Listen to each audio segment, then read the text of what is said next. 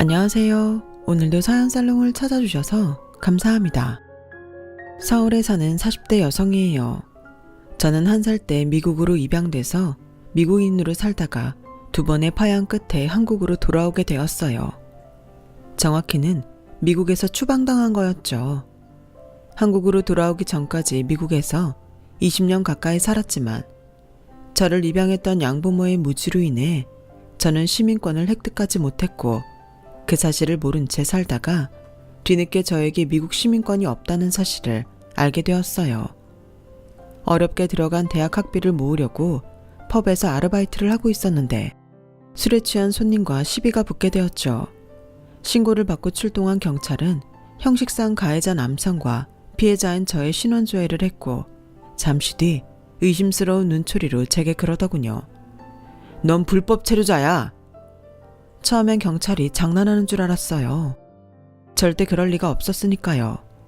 1살 무렵부터 미국에서 살아온 제가 불법 체류자라뇨. 거기다 다른 미국 아이들과 똑같이 미들스쿨과 하이스쿨까지 졸업하고 대학 입학까지 한 제가요. 하지만 제가 불법 체류자라는 사실을 안 순간부터 경찰은 제게 호의를 베풀지 않았어요. 단호하게 제 손목에 수갑을 채웠고 그 순간부터 저는 피해자가 아니었죠. 경찰에게 있어서 어디까지나 저는 남의 나라에 무단으로 들어와 돈까지 벌고 있는 범법자일 뿐이니까요. 그렇게 수감이 된 후에야 저는 저와 비슷한 상황에 처한 한국 입양아들이 많다는 사실을 알게 되었어요. 2000년도 이후에 미국으로 입양된 아이들의 경우 자동으로 시민권을 부여받지만 그 전에 입양된 아이들은 아동시민권법 소급 적용이 안 돼서 추방당하는 사례가 꽤 있었다더군요. 그리고 그중 대부분은 강제 추방을 당했다는 것도 알 수 있었죠. 얼마 뒤 저 역시 그들처럼 한국행 비행기에 오르게 되었어요. 나를 버린 나라로 다시 보내진 거죠. 그나마 다행이라고 생각한 거는 제가 다니던 중학교에 한국인 친구가 하나 있어서 그 친구 덕에 한국어를 배워둘 수 있었다는 거예요. 그 친구는 한인교회 목사님 아들인데 국민학교 5학년 때 온 가족이 미국으로 이민 와서 살고 있었어요. 친구는 집에서 한국어를 사용하는 데다 교회 신도들도 연세가 있는 분들이 많아서 다들 한국어를 사용했기에 저는 친구 도움으로 그곳에서 한국어를 배울 수 있었어요. 아들을 통해 딱한 제 처지를 들으신 목사님은 제가 외롭지 않도록 가족여행에도 저를 데리고 다니셨고 교회에서 하는 한인 행사에도 늘 불러주셨어요. 제 뿌리가 한국인임을 잊지 않도록 한국어와 역사, 문화도 많이 가르쳐 주셨고요. 목사님 사모님은 제게 한국의 집밥이 뭔지 제대로 알려주셨어요. 양부모한테 거의 방치되다시피 했던 저를 불러다 늘 밥을 먹이셨거든요. 하도 굶어서 키에 비해 몸무게가 적게 나갔던 저는 사모님이 만들어주신 김치볶음밥이랑 떡볶이, 된장찌개 등을 먹으며 뼈와 살을 키워나갔죠. 제가 양아버지의 폭력에 참다 못해 집에서 가출을 했을 때도 저를 찾아 나선 건 양부모가 아닌 목사님 가족이었어요. 저에게 꿈을 심어주고 대학에 진학할 수 있도록 길을 열어준 분도 그분들이죠. 신은 제게 부모는 주지 않으셨지만 부모보다 더 훌륭한 목사님 가족을 보내주셔서 더는 외롭지 않았어요. 하지만 뜻하지 않은 상황에 생이별을 하게 되니 그동안 스스로를 지탱하던 지지대가 무너진 것처럼 걷잡을 수 없이 망가지고 말았어요. 마치 세상에 혼자 버려진 것처럼 막막하고 두려웠어요. 그래서 내 친부모님을 찾기로 했죠. 하지만 홀트 복지관의 도움을 받아 아무리 찾아봐도 찾을 수가 없었어요. 마치 처음부터 세상에 존재하지 않았던 분들처럼 꽁꽁 숨어서 머리카락 한 올조차 찾을 수 없었죠. 큰 기대는 없었지만 혹시나 하는 믿음까지 산산조각이 나자 정말 다 포기하고 싶다는 생각이 들더군요. 한국에서 검은머리 미국인인 저는 아무것도 할 수 있는 게 없었어요. 외모는 한국인이지만 말과 행동은 미국인인 저는 어디에도 속하지 못하는 이방인이었으니까요. 그나마 제가 유일하게 잘할 수 있는 영어를 이용해 밥벌이를 하려고 영어학원을 찾아가 봤지만 하나같이 백인 강사를 원한다는 말을 하더군요. 게다가 대학 졸업장이 없던 저로서는 회사에 취직도 할 수 없었어요. 한국말을 하기는 하지만 한국인들이 듣기엔 상당히 어눌한 발음도 직장을 구하는 데 걸림돌이었거든요. 그러다 하루는 미국에 있는 친구한테 온 메일을 받게 되었어요. 목사님 사촌이 이태원에서 카페를 하는데 거기에 한번 가보라고요. 파트타임이기는 하지만 집세 정도는 벌 수 있을 거라더군요. 그렇게 이태원에 발을 들인 저는 카페와 레스토랑, 펍 등에서 서빙 아르바이트를 하게 되었고, 그러다 한 레스토랑의 정직원으로 채용이 되어 생활의 안정을 찾을 수 있었어요.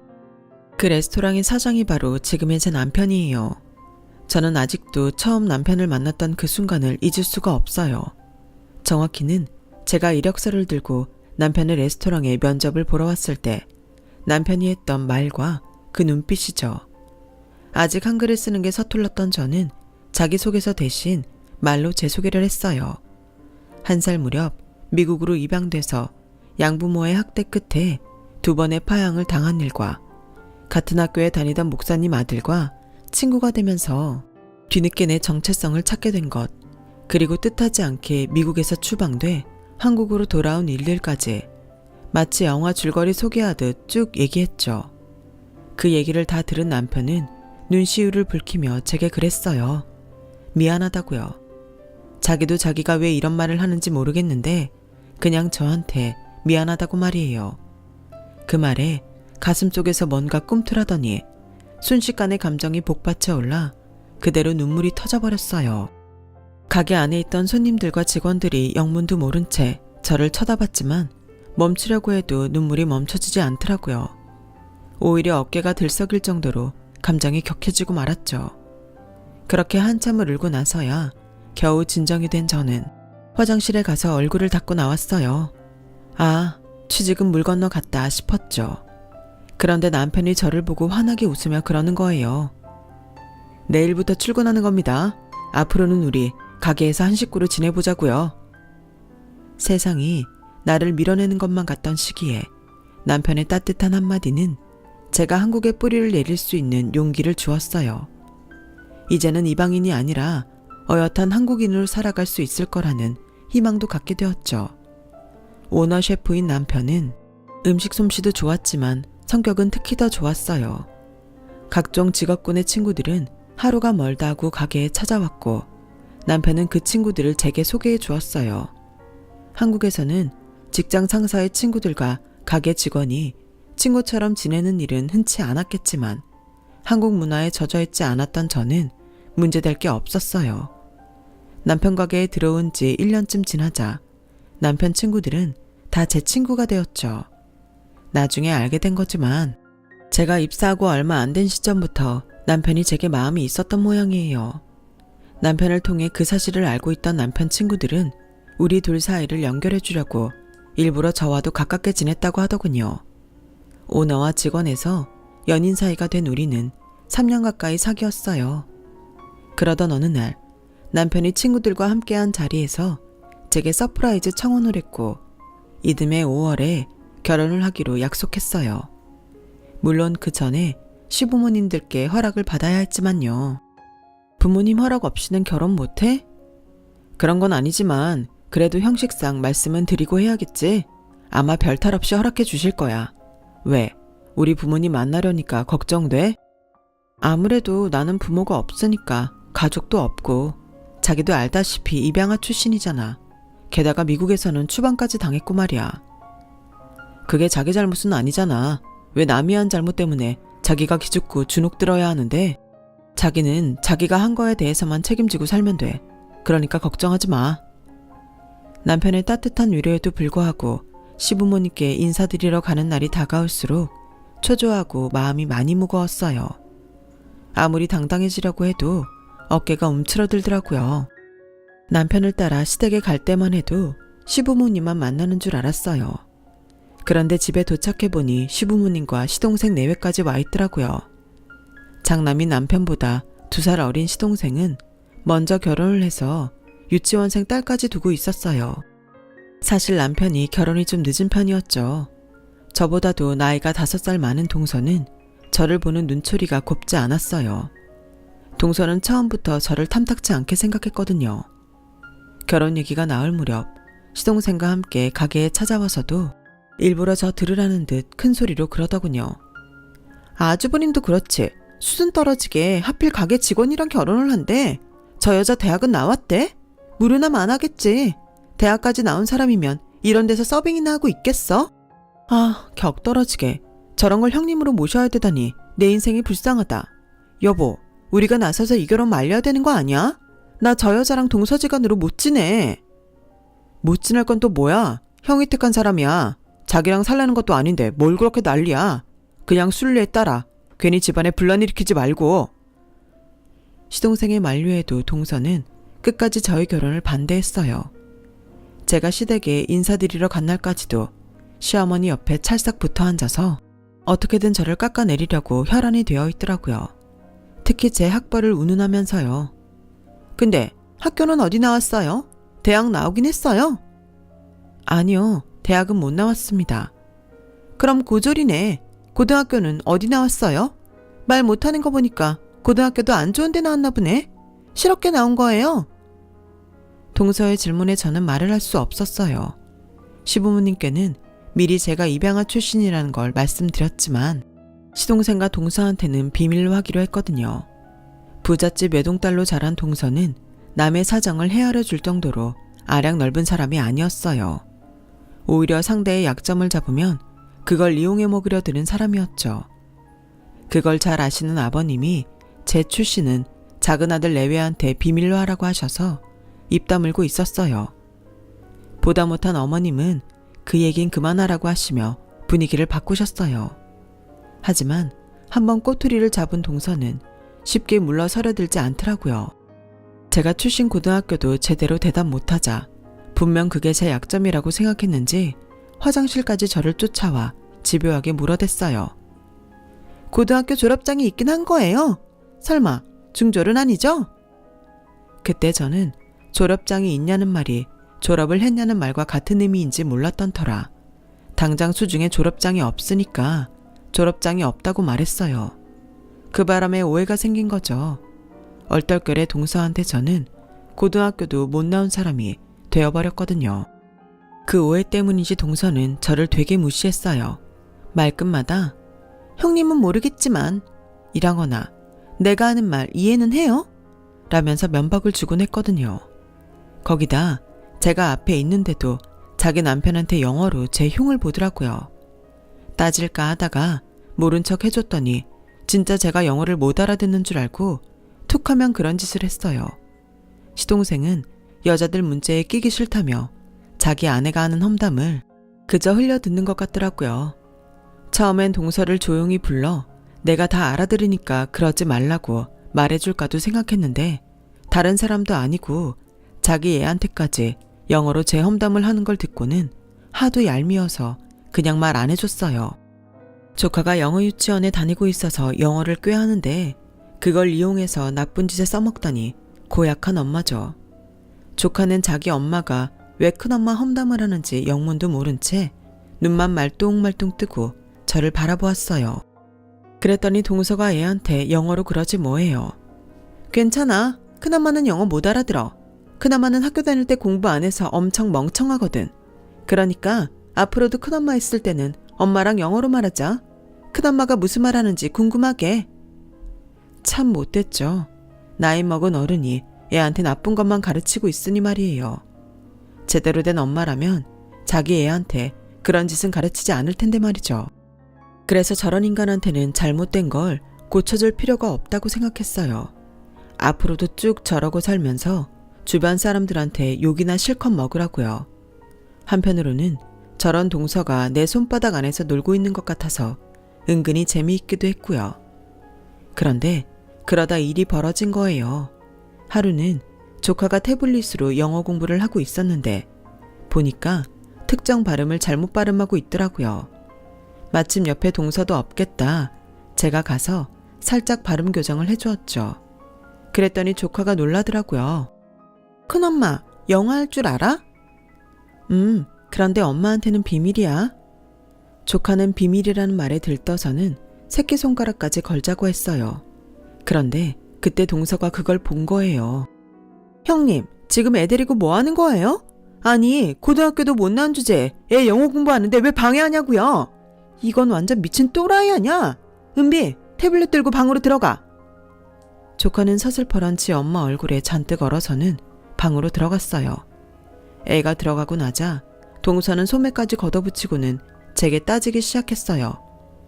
내가 형님 해주니까 뭐라도 된 걸로 착각하는 모양인데 제발 분수 좀 알고 까불어.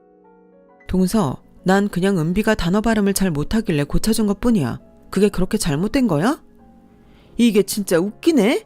야, 니깎게 뭔데 내 딸 공부하는데 옆에서 훈계질이야. 네가 알면 영어를 뭘 안다고. 가짜않게 발음을 고쳐줘? 너 토익 몇 점이야?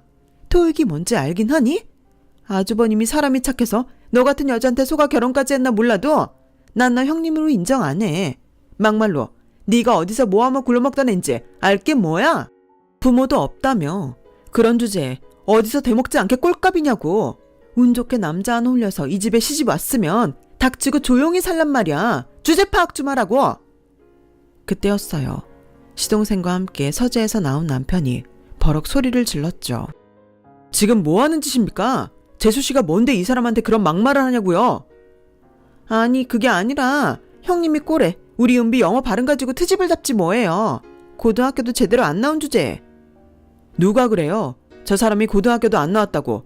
비록 졸업은 못했지만 미국에서 명문대 입학까지 한 사람입니다. 영어 실력은 원어민 수준인 사람이라고요. 그 말에 동서는 두 눈이 커져서는 저를 바라보았어요. 그동안 자신이 저렴한 영어 실력으로 제 욕을 했던 게 떠올라 그런지 얼굴이 빨갛게 달아올랐더라고요. 동서, 실은 나 그동안 다 알아들었어. 동서가 서방님이랑 은비한테 영어로 내 흉보는 거 말이야. 진작 얘기할까 했는데 나도 심술이 나서 말 않고 있었어. 그러자 그동안 자기 아내가 형수 욕을 하는 걸 알면서도 입 다물고 있었던 시동생도 얼굴이 벌개졌어요. 형수님, 죄송해요. 제가 말렸어야 했는데 그러질 못했네요. 앞으로는 이런 일 없게 할게요. 그제야 그동안 있었던 일을 알아챈 남편은 얼굴이 무섭게 변했어요. 너도 그렇고 재수씨도 그렇고 인생 그렇게 사는 거 아니다. 사람한테 가장 큰 상처를 주는 건 칼이나 총이 아니야. 사람의 말이지. 아버지가 왜 너희 부부한테 내 아내 얘기를 비밀로 하라고 했는지 이제야 정확히 알겠다. 둘 다 인간이 덜 된 걸 아버지는 아셨던 거지. 기말할 필요 없고 앞으로는 따로 얼굴 보는 일 없도록 하자. 부모님 앞에서는 어쩔 수 없지만 될 수 있다면 더는 너희 부부 얼굴 보고 살기 싫다. 남편은 제 손을 잡고 시동생 집을 나왔어요. 집으로 향하는 차 안에서도 남편은 아무 말도 하지 않았어요. 무거운 얼굴로 정명만 응시한 채 운전을 하더라고요. 내가 괜한 짓을 해서 이런 상황을 맞는 게 아닌가 미안했어요. 그냥 처음에 따끔하게 한 소리하고 끝냈으면 형제간의 사이를 멀어지게 하지 않았을 텐데 하고 말이죠. 그래서 남편 얼굴 보기가 민망해서 고개를 푹 숙이고 있는데 남편이 제 손을 잡으며 그러더라고요. 다시 공부해볼 생각 없어? 원한다면 내가 대학 보내줄게. 자기가 싫다고 하면 어쩔 수 없지만 난 당신이 사람들한테 무시당하고 사는 거 싫어. 당신은 그런 대접을 받아도 되는 사람이 아니니까. 남들이 당신을 몰라주면 당신 스스로 당신 가치를 보여주는 방법도 있잖아.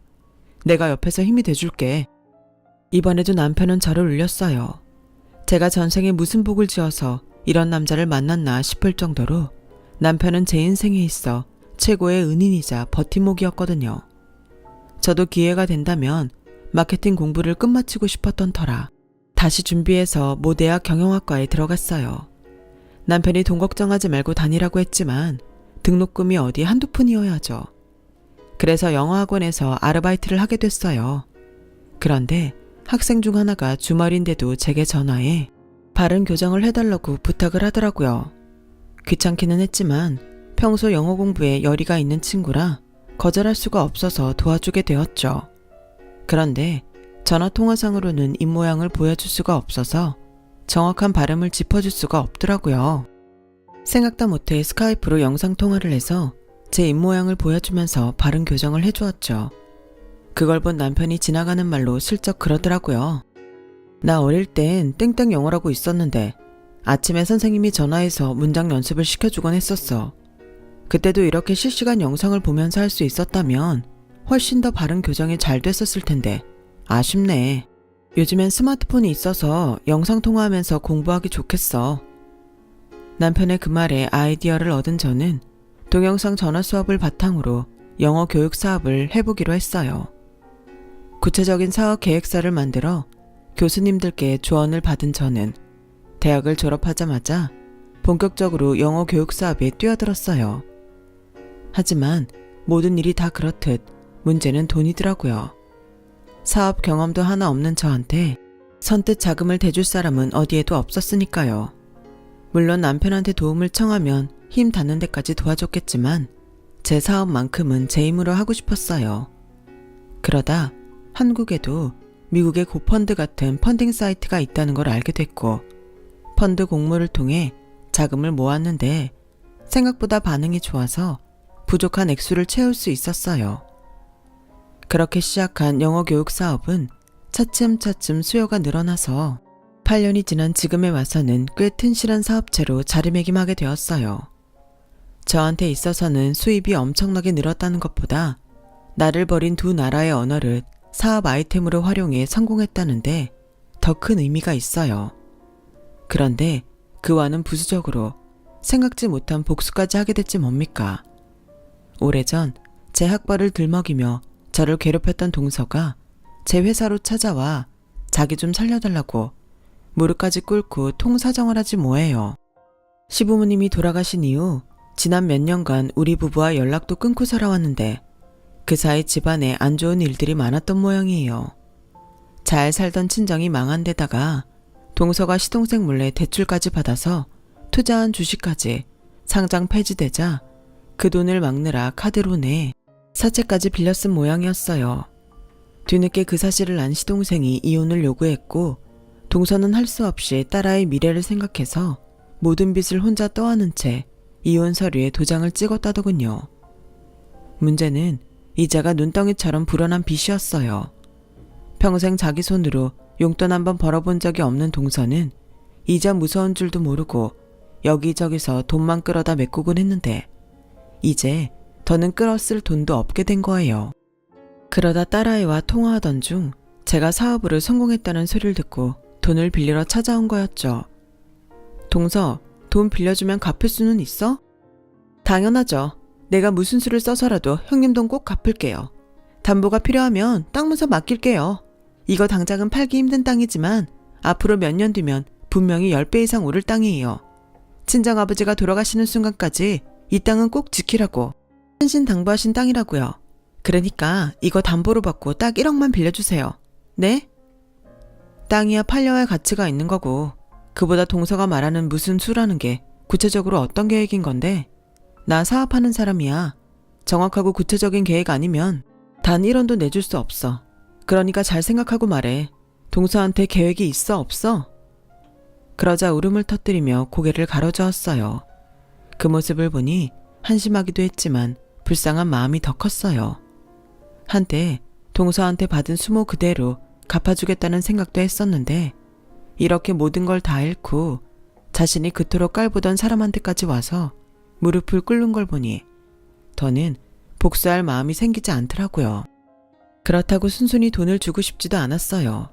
사람 성격은 쉽게 변하지 않아서 돈을 받으면 바로 얼굴색 바꿀 게 뻔했으니까요. 그래서 일단 개인 회생 신청부터 하라고 했어요. 매달 나가야 할 이자는 대신 내줄 테니까 우리 회사에 나와서 일을 하라고 했어요. 복사와 비품구비, 잔심부름을 비롯한 전반적인 사무 보조를 맡으라고요. 만약 제대로 일을 하지 않으면 바로 이자 지급은 끊을 거라고 말이에요. 거기다 시급에 비해 많이 지급된 이자는 땅의 지분으로 회수하겠다고요. 그동안 고개 빳빳이 들고 사람 무시하며 살아온 동서는 금방이라도 싫다고 소리치고 싶은 얼굴이었지만 세상 어디에도 자기한테 돈을 빌려줄 곳이 없다는 걸 알아서인지 입술을 꽉 깨물면서도 싫다는 말은 않더라고요. 그렇게 동서는 자신이 그토록 무시하던 제 밑에서 일하게 됐어요. 하루하루 살얼음판을 걷는 심정으로 조마조마하면서요. 남편은 그냥 모른 척하고 내보내라고 했지만 저는 오히려 제 밑에 데리고 있는 게 진정한 복수다 싶어서 데리고 있을 생각입니다. 땅이 안 팔려서 돈 떼이면 어쩌냐고요? 상관없어요. 따지고 보면 저도 살면서 많은 사람들한테 도움을 받았잖아요. 인생은 돌고 도는 거라고 제가 받은 도움 동서한테 갚는 셈 치죠 뭐. 인생이 다 그런 거 아니겠어요? 미국에 버려졌던 제가 다시 한국에 돌아와 멋진 남편도 만나고 이렇게 사업으로 성공하게 된 것처럼 평생 안 변할 것 같던 동서도 이번 기회에 정신을 차리게 될지 말이에요. 세상은 우리가 생각하는 것보다 훨씬 더 많은 기적이 일어나니까요. 지금까지 제 사연을 들어주셔서 감사드려요. 일상의 기적들이 여러분과 함께하기를 바랍니다. 여러분, 사연 댓글에 응원과 현명한 조언 부탁드려요. 좋아요와 구독은 저에게 큰 힘이 됩니다. 오늘도 좋은 일 가득하세요.